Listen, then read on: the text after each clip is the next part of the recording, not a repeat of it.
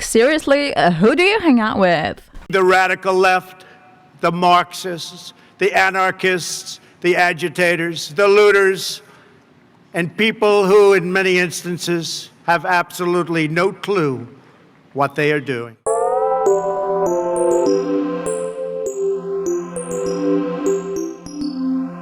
نفديك سلمى يا سلمى انتي ليا وانا ليك. Can you translate? The song says Selma ya Selma, oh Selma, oh Selma, I give my life for you, oh Selma, you are mine and I am yours. Beautiful. Yes. And on this note, we start the festival. The Festival of Thought. So, we're going to talk I can't believe it. about the greatest writer that has stepped on earth. You know what? It's nice. Every time I wake up and I breathe, I was like, wow, I'm breathing the same air that Jorge Luis Borges. Breath, whatever.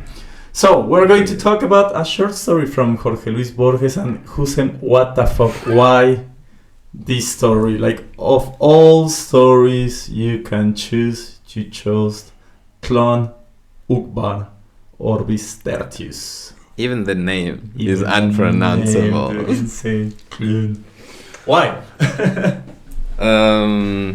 Yeah, I mean, so honestly, Borges for me is scary. Like It should. I took me like I was introduced to Borges, sadly for my life and myself, through you, so it's like a little bit late. Although like I read, like I knew of him, but I've never. But even when you told me about him, I was so like, I remember when I bought El Aleph first time, I was very like self-conscious of reading it. I don't even have, I don't remember have read it at all, like drunk or like I always wanted to be like, it's really intimidating. Yeah, it's not something you read like in the subway or something like that. No. Why? Yeah, not like talking like I want to say this because you said like the first time that I read it, like in Mexico I took like a course. It was one semester on one poem of Borges. Insane. Like every week we had a class where we read like 3 or 4 verses, and the whole class was about those 4 verses. And the professor, the first day of class, he asked to the people like, okay, who from this classroom has never read Borges? And I was like, shit, like you don't get into a course about a poem of Borges without reading him. And there were like 2 or 3 people that raised their hand, and I was like, shit, man. And the professor, he's like, wow. He said like, I'm jealous.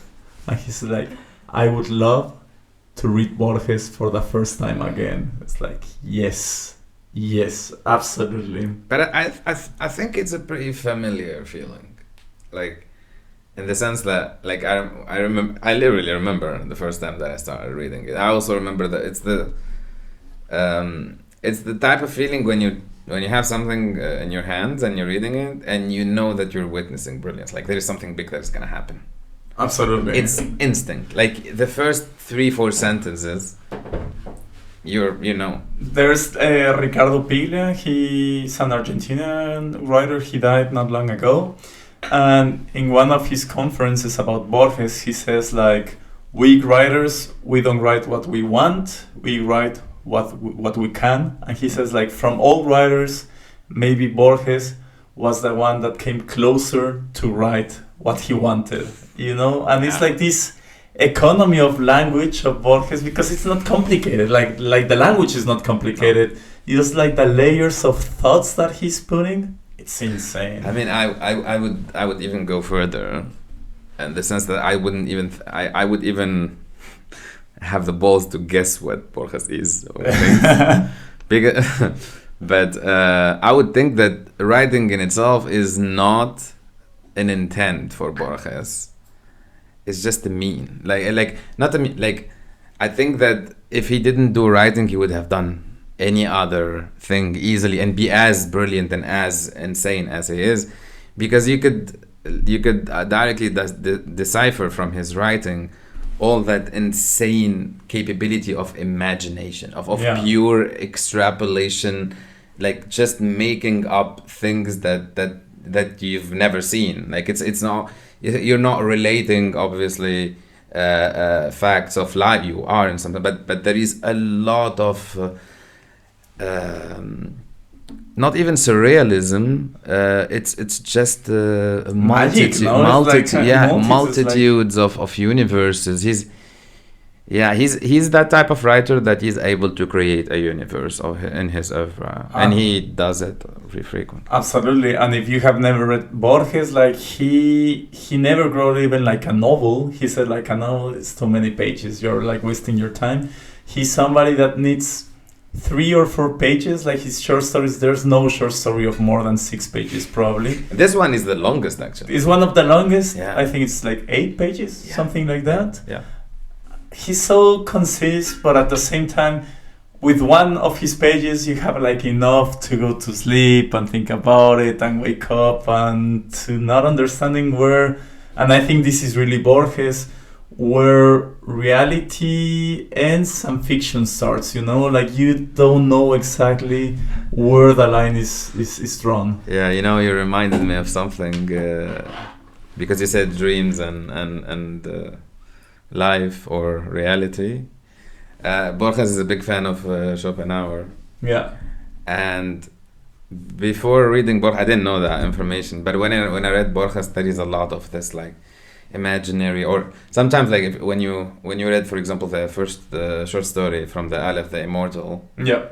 Like you can't realize where you are, what is happening, what's this, what's the time. What, like the space time characters all like are in an insane dance, and it gets, and like it takes you some time to get into that. I forgot actually. I lost the train of thoughts. What did you say right now? Yeah, I don't remember. Ah, shit. Magic, Borges. Yeah. You don't know where you're standing. No, but I was going back. Ah, yeah. Schopenhauer. Schopenhauer, yeah. Come on, man. Like I'm listening drunk, to you.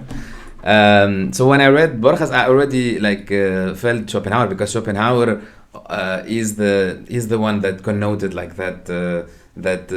He said that difference between the living and the sleeping is that the sleeping is that chaotic existence, and being awake is that like ordered existence in some sense. Like he doesn't differentiate between it, and you could see that in Borges, and there are a lot of short stories even that talks about dreaming, no? Like dreaming, like he talks about dreams, mirrors, labyrinths, mythologies, Western mazes, Orientalist mythologies, Western mythologies. Like it's really one of the encyclopedia. I don't want to use like this term, but like these universal authors, you know, like I mean, he would hate that. He would hate that, but he was one of these people trying to grasp and like the culture, knowledge and the culture, like the references. Like it's really strange. Like honestly, like we're talking about here a writer that has been writing until when, 50s, 40s. He died in the 84, but like in the 40s was like his peak. He's been writing since the last 19th century and So in a period where we had Nazism, when we had fascism, like the connotation of the term fascism happened at that this short time. story comments on fascism. Yeah, he slaps that. But to think that a person at that time was so cultured, and not only because I've heard some podcasts and some like people talking about he encompasses the Western civilization. I think he would hate that. He would hate that. Like I think he would be very, very like because he talks about Islam, he talks about Indian culture, about Chinese, about Japanese, about African cultures with an S. So very Judaism, maybe. Religion.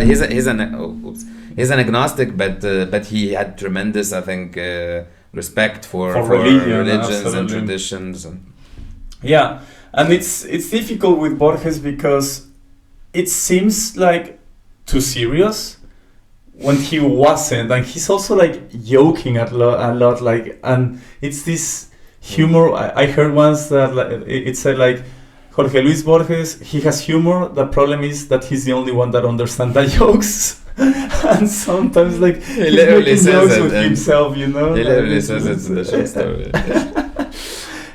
So yeah, let's start with it. I just want to say, or you want to add something? No, I just wanna. Let me think. Yeah, but maybe you can just like resume the short story. Yeah, we can. Like try just to say how. Well, first of all, and I want to add something that for me it's really interesting. He became blind, and he was becoming blind during his life. So this idea of this writer, that he says that as he was a kid, his way of having fun was getting into the library of his father and reading encyclopedias, and now you will get why. And then it's like this tension, no? Like the person that lives from books and fiction, like getting or losing his sight, it's really also like an intense relationship. Absolutely. So, this short story was published for the first time in a magazine called Sur in 1940. This is really interesting because in the short story is dated in 1947. So, if you are somebody from Argentina opening your newspaper and reading this mind fuck, it's like, what the fuck is this? And then you get to the end and it says like, 1947, like what? In the future. In the future, he's writing from the future. It's like a mixture of philosophical genius, but at the same time satire, because this is something that Borges does a lot. He quotes philosophers and books existing and non-existent, you know, and that's the problem with Borges. You don't know if he's quoting something real or something that it's not real. And when he quotes on an, let's call it unreal or non-existing book, he then quotes other books from that book that also don't exist, and it's like layers and layers and layers and layers of fiction, you know. And you don't he doesn't only call like fiction and non-fiction. He take non-fictional characters, theories, discourses, and so on, and start by it, and you would get into it, and then completely deforms it. Yeah. And you don't get Borges's opinion at all. It's all just there. Like it's not. There is no judgment in the writing. There is no position taking. There is like that. He throws the idea. It's like there's the what idea. If? What what if? Ifs. It's a big what if. Like what if, and then you do whatever you want with that. But can you just like maybe on? I know that you don't believe in events, and we don't want to go back to the. I don't believe in stories. But just to give for the people to understand what the story talks about and Okay, so from the very, very beginning, this is a classic Borges because it's a discussion between casual conversation with his best friend. Here, a book from here. Actually, I was shocked. Adolfo Boy Casares. Absolutely. One of the greatest Argentina's writers. His only issue was that he was Borges' friend. Yeah. So it's I really think he didn't got that many. No, he lives like in the shadow of his best friend. Yeah. By the way, we should do an episode about L'Invention de Morale. Beautiful book. Absolutely brilliant. So in this story, the narrator is Borges himself, and he's talking with Boy Casares, and they're having like this discussion. They are talking about a novel which should be written in first person, and whose narrator would omit or disfigure the facts and make like contradictions that would permit only a few readers to understand or perceive the reality of the text. Yeah. And I mean, I think this is also like, I can read the passage even, but I think in that passage he's self-reflectory on the story itself.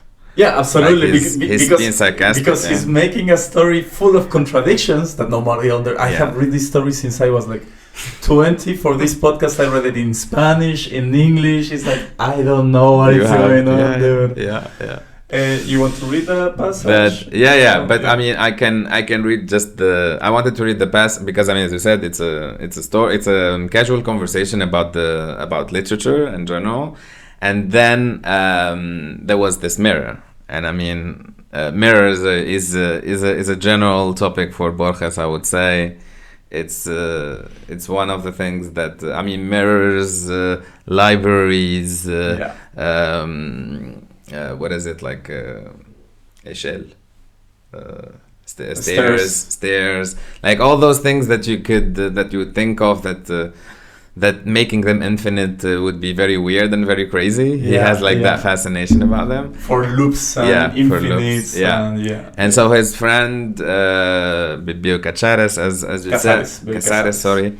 As you said, he recalls this like a quote, no? Like when you're talking with a friend, you throw and you throw a quote, and your friend wants to fact check you. So he said basically that he recalled that one of the heresiarchs, the heretics,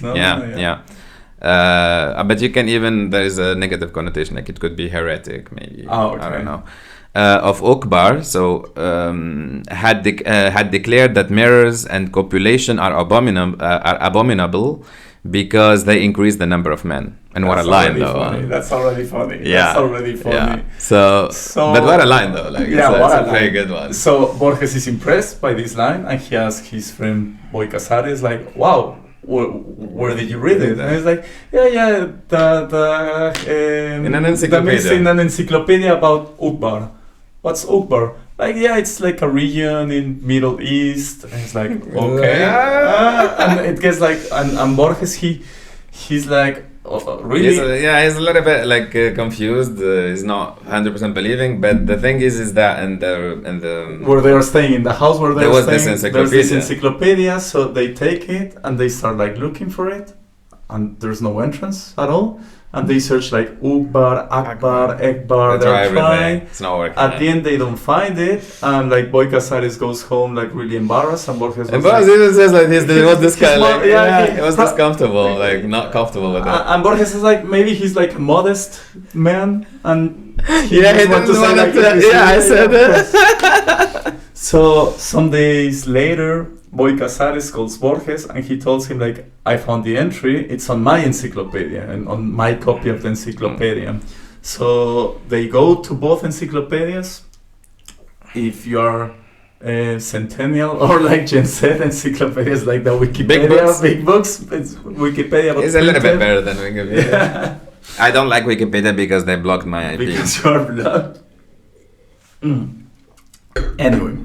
And they compare these two encyclopedias that are supposed to be the same, but one is 4 pages longer than the other one, and the one that is longer contains 4 pages of this region in the Middle East called Uqbar. Imaginary city. They don't know at the moment. No. Yeah, I mean, we're not gonna go detailed. Yeah, exactly. You wanna go detailed? Yeah, sure. Okay.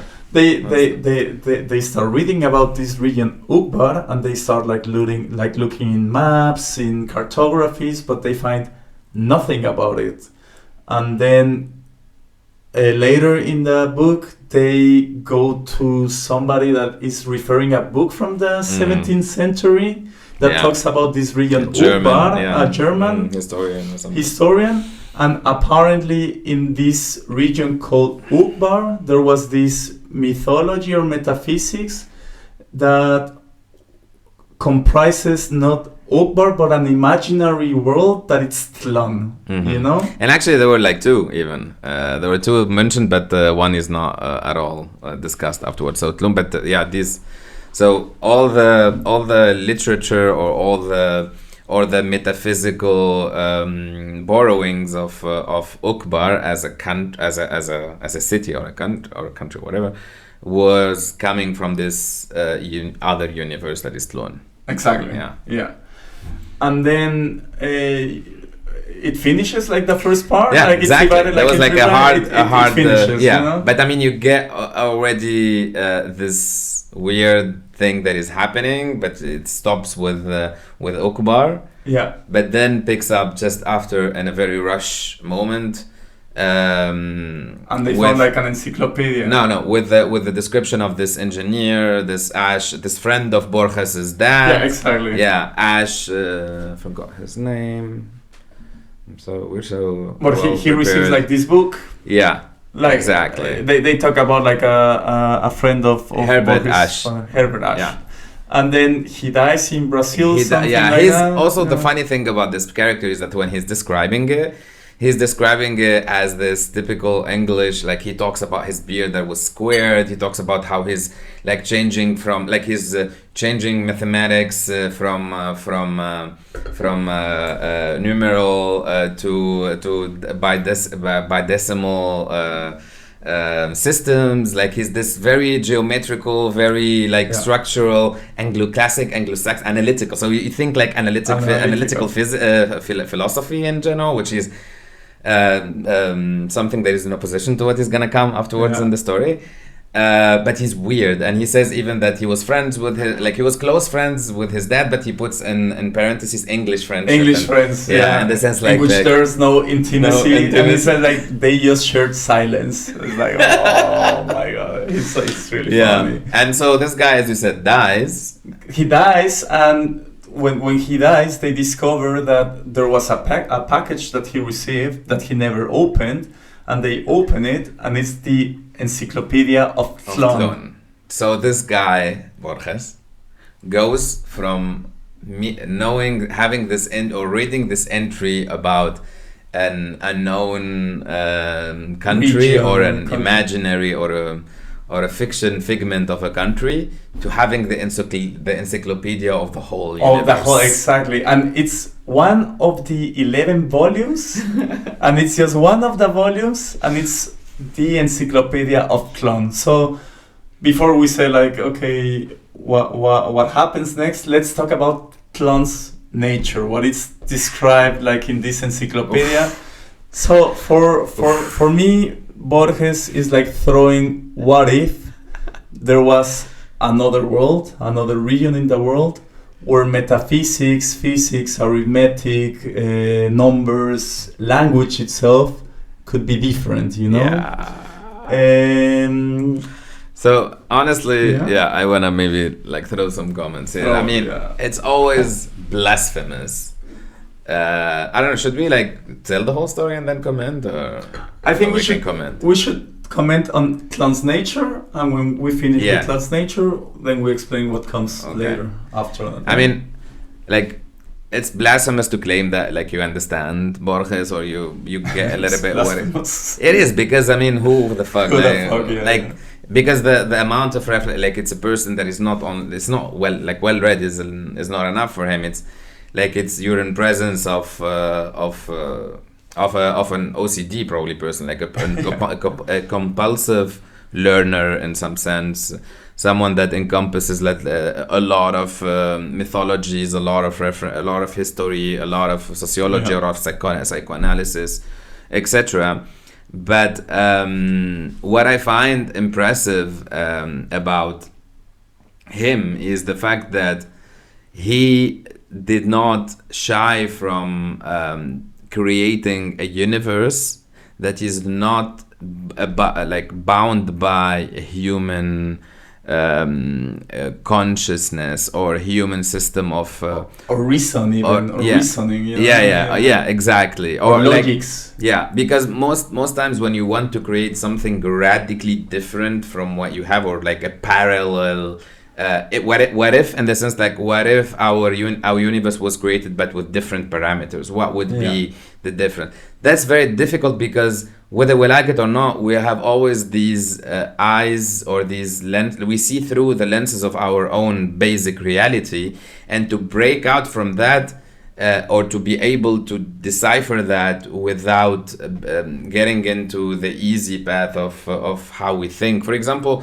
like even our perception, like the fact that we see, or the fact that we that our, for example, sense of smell is not that developed, so we don't connote things with that particular sense. Yeah. With Borges here, he's able to play with time, to play with linguistics, to play with physics, to play with geometry in the 40s, like when we're talking about a period where quantum physics were believed as crap. Like the uncertainty principle at that time was 20 years older than when he wrote it, than when he wrote the sense. So, and I'm asking myself, like, does he know the uncertainty principle? Like, does he know that one thing can be in two positions at the same time? Like, like he's quantic in his way of thinking. Just like a parenthesis, I visit his graveyard, like in Geneva, where the Hadron Collider is. Oh shit! Yeah, and I was talking with a guy, like a professor on physics and a researcher, and he told me, like, you don't know how many of these people, of the physics mathematicians, when they have a trouble solving something, they go to Borges' tomb to think. It's like, shit. Yeah. Like, of course they do that. Yeah. Of course they do that. And it's clear also that he's knowledgeable about those things, because he approached them in a very educated. I guess. I mean, I'm not but yeah. But let's talk about the world of Tlön. What do you say? Like, for example, the world of Tlön is not composed by objects and their relationship with space, for example, the moon or the chair, but it is made of a succession of heterogeneous independent acts. This means the world is temporal, not spatial. Exactly. So here we already talk about dimensions, about the fact that only time is there. There is no space, because when you say there is no space, means there is no matter. Yeah. Because there is no object. When you say, like, so when you say that bottle, the noun that bottle, that's blasphemic. That's not. That doesn't exist in Tlön. We say there is bottling, or we say that it got bottled. There is only oneness. Only verbs, because verbs are related to time, time, to an action, not to a physical presence. Exactly. So, for example, quoting on that, in Tlön there are no things as nouns, but impersonal verbs with suffixes and prefixes with adverbial value. For example, there is no moon, like there is no word moon, but rather a round airy light on the dark. Yeah. And although there is no noun for a moon, it works as a verb. This means it's mooning, it's munating, oh my god, he's just playing with language. Yeah, and that's the thing. Like when you think of a parallel universe, you would think of a different language or a different like he goes into that into those words when he's trying to write. He thinks, like, if I create something that is not the way how we use language, how would that? Yeah, you have to go out of everything you have learned in your life. And also, like, I think his way of implementing philosophy into the writing is so fucking great. Like when you think of his way, when he says that in Tlön, we giving names to objects is nonsense, because objects are not, like, everything is one, and everything is one. There is one action. There is experiencing the thing. Yeah. So if you think that everything is in your mind, or everything is thinking, individuals, everything that is that makes the universe of Tlön does the same thing for it to make it real. So it's one thing. So we don't need to say this bottle and this bottle and this bottle. They're like bottlenecks. Bottling. It's absolutely. It's the power of absolute thinking, in the sense that the thinking is the unity. And also it's not wrong, when you think about language. It's like actually choosing things as nouns is just as random as having just chosen another way of speaking, like you realize that our own way of interpreting like reality or trying to convey reality is completely random, like completely random. But I want to just say one thing. Yeah. I know that this might, for people that never read the story, I would suggest to just type it on Google. It's free. It's open. You can open. We can put it on the of comments, course, we can put the link. It's 10 pages. It's 8 pages, but 10 pages with his beautiful picture as a little boy. But because it might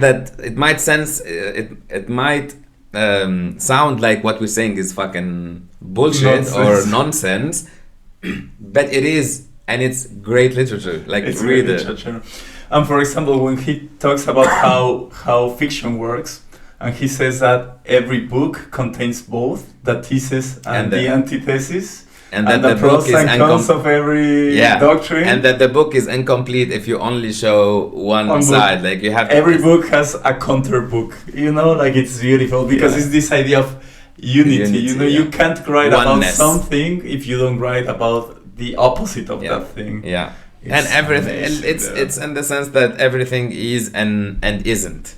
Yeah. Like, it's that existence and non-existence at the same time. And I think we should probably this is like matter and antimatter also, kind of, no? Yeah. But let's finish the story because we know it and we need to tell the people. Okay, let's go to the duplication of objects because this. No, but I mean after the Tlön universe and the story how they found this encyclopedia. You wanna talk about the objects, but like the objects, because this will bring us to what's happened next, you know. Yeah. So they talk about how matter, because even matter is different there. So he uses the example of the duplication of objects. This is something that happens in Tlön.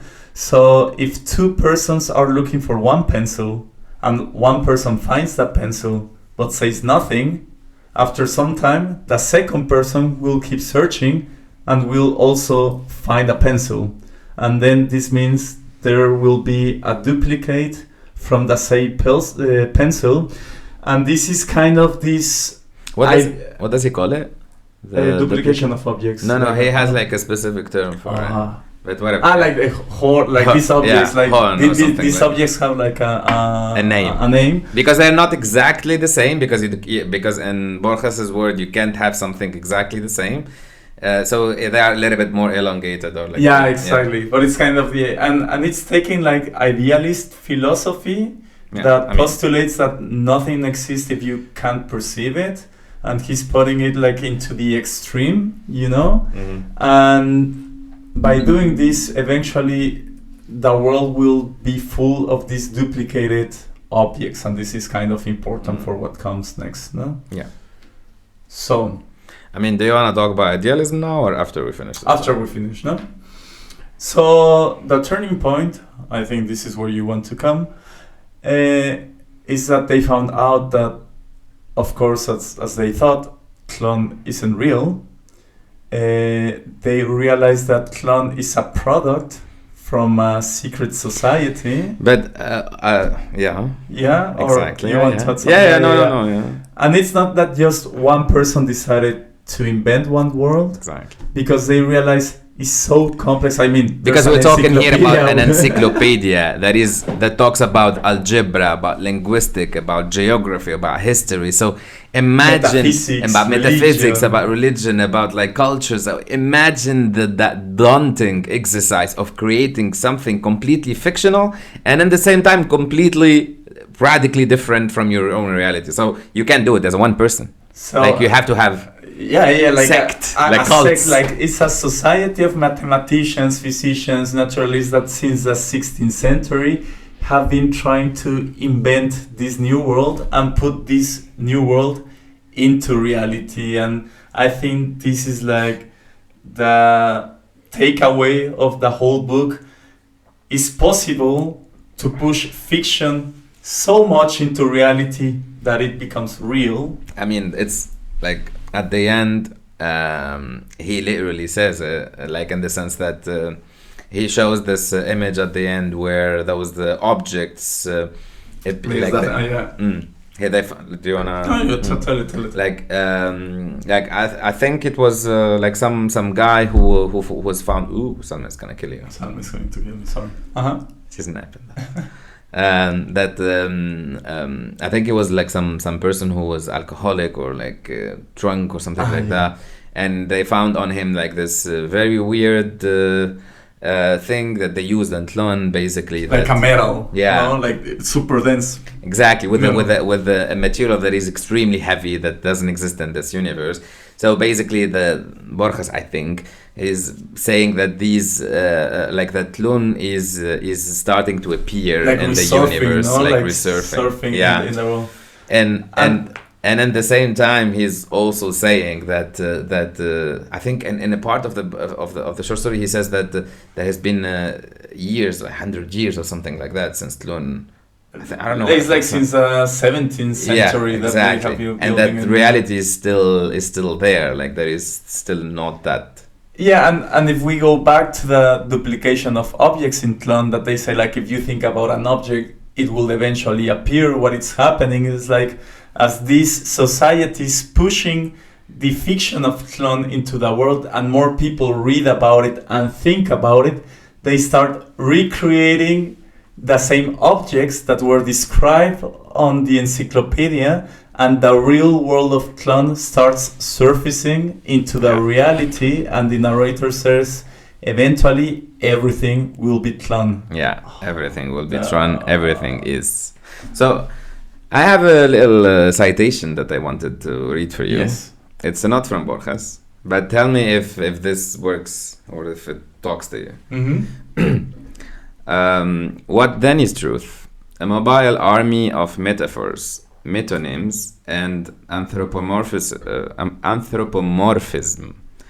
In short, a sum of human relations which have been poetically and rhetorically intensified, transferred, and embellished, and which after long use seem firm, canonical, and obligatory to people. Truths are illusions which we have forgotten are illusions. They are metaphors that have become worn out and have been deigned of sensuous force. Coins which have lost their embossing and are now considered as metal and no longer as coins. Oh, beautiful. And why I read you this, because this is from Nietzsche. Uh-huh. And it's with his sort of continental philosophy of like he's very anti-Hegelian, Nietzsche, anti-idealist, but even absolute, specifically absolute idealists. But you could see that and I don't know that talked to me at the end of the story of Borges when he talks about things that appear like matters. That's truth for materialists. Yeah, absolutely. And Nietzsche in this sense also says that like truth are just lies that like there is no truth. Truth is a subjective thing. And that as soon as we start believing in something like God, it starts existing. Yeah, absolutely. And yeah, I mean, I don't know. Like the crazy thing for me is that after reading that dense, precise, like heavy piece of literature, he still succeed in not giving any opinion. Zero, yeah, absolutely. Zero opinion. And also I think you have to read also like between the lines, like for example how it ends, like the narrator says like, okay, eventually everything will be Tlön, and he says like, I want to get away from this and I will continue my translation on Thomas Brown's now. And I was like, okay, who's Thomas Brown? Did you check? I checked. Listen to this. This is insane. So the narrator says, I'm translating this book. Tlön for me is too much. I will continue with the translation of this book. This is a real book. What the narrator is supposedly, for me please also. It's a book from 1658, like 17th century. It's a philosopher called Thomas Brown. that he did like an investigation, a research on different burials, graveyards, like in different cultures, and he wrote like this book about the art of dying and of graveyards. I will read you some quotes from this book, and then you see like, what the fuck, Borges, dude? this is insane. You went too far. I went too far, but I needed to know. It's like 4 quotes. So Thomas Brown, this philosopher of the 17th century, writes, "But man is a noble animal, splendid in ashes and pompous in the grave, solemnizing nativities and death with equal lust in the infamy of his nature. Life is a pure flame, and we live by an invisible song within us." So he's already thinking that our human nature provokes us to try to beat death in a sense, but at the same time it's completely meaningless, you know. And Tlön itself is this idea of trying through fiction to conquer time, and time is super important in the nature of Tlön also, you know. And then he says, "Who knows whether the best of men we know, or whether there be not more remarkable persons for God than any that stand remembered in the known account of time? The first man had been as unknown as the last, and Mathusalem's long life had been his only chronicle." Like saying, like, we don't know nothing about men, and Mathusalem, like this biblical figure, this guy that lived like 900 years. It's like the only thing we know from this guy is that he lived 900 years. That's what we don't know. He had 900 years to do something. Nothing. That's my hero, actually. That's the thing.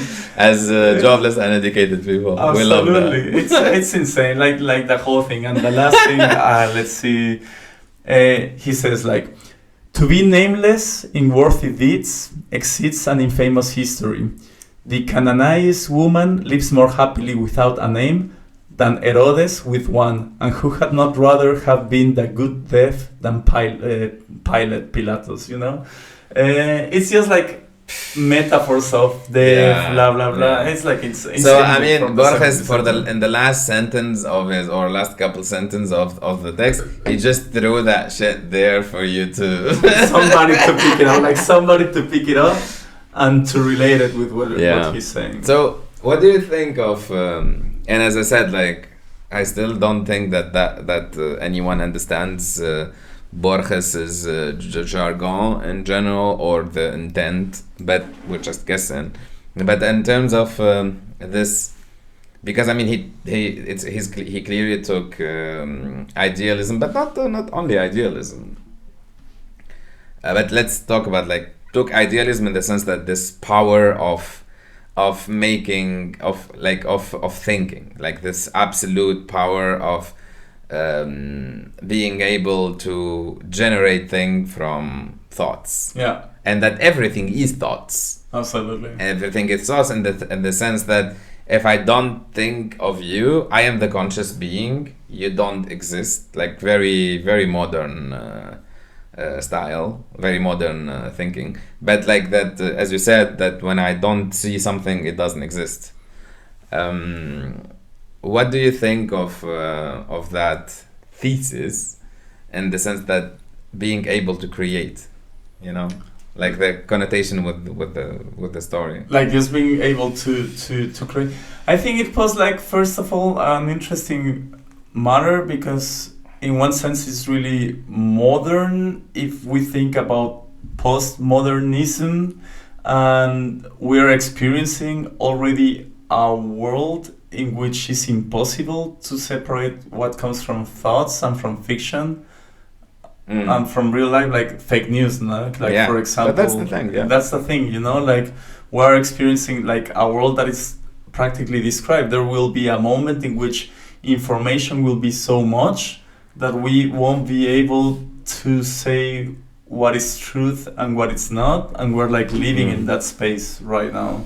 But I mean, I don't know, like that's actually a little bit that's profoundly not idealistic because I mean, I'm talking here about Hegel's perception of idealism, a little bit different from Bishop Berkeley, like the one that he's referenced there, because Bishop Berkeley is a religious person, a little bit older. Of course.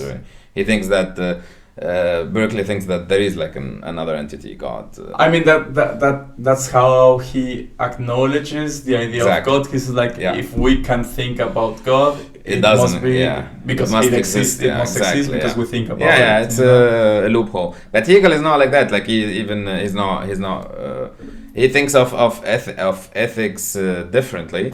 Very differently from Kant specifically, but he thinks that he doesn't separate between thoughts and matter. He thinks that like he thinks that the universe is temporal in some constant self realization modern way of we are understanding more and more and we are realizing more and more.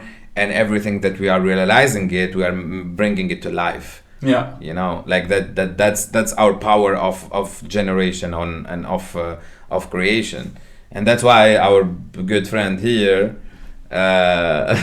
he actually Carlitos? Yeah, Carlitos. Well, like everyone hated that poster. Like I was so surprised. Like it was triggering to everyone. It's just a guy like. Yeah, it's like he died stateless. Like his. Oh my god, the other. But Marx, with his materialism, like flipped Hegel upside down. Yeah, like the other way around. Yeah. I mean, me personally, I'm a materialistic You're a materialist. person. I'm a I'm materialist. You're not, okay. I believe in materialistic causes and even thought from my neuroscientific perspective. That's what I wanted are to like go to. For me, thought is a epiphenomena from biological mechanisms, so to speaking. And you? But I mean, You think there's something aside from matter, or like that runs parallel with matter?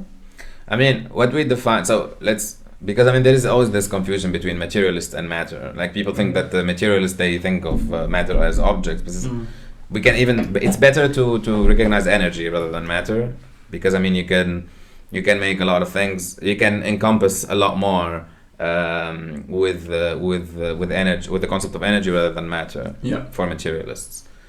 But I have to say, surprisingly, although I am self-declared Marxist, so, but I come back and forth, and I have some ethical tendencies in the sense of basic Kantian binary separation. I think it's maybe because it has been hardwired in me so much that it's difficult to deconstruct that. But I'm still having issues to encompass the understanding of a thought in a purely chemical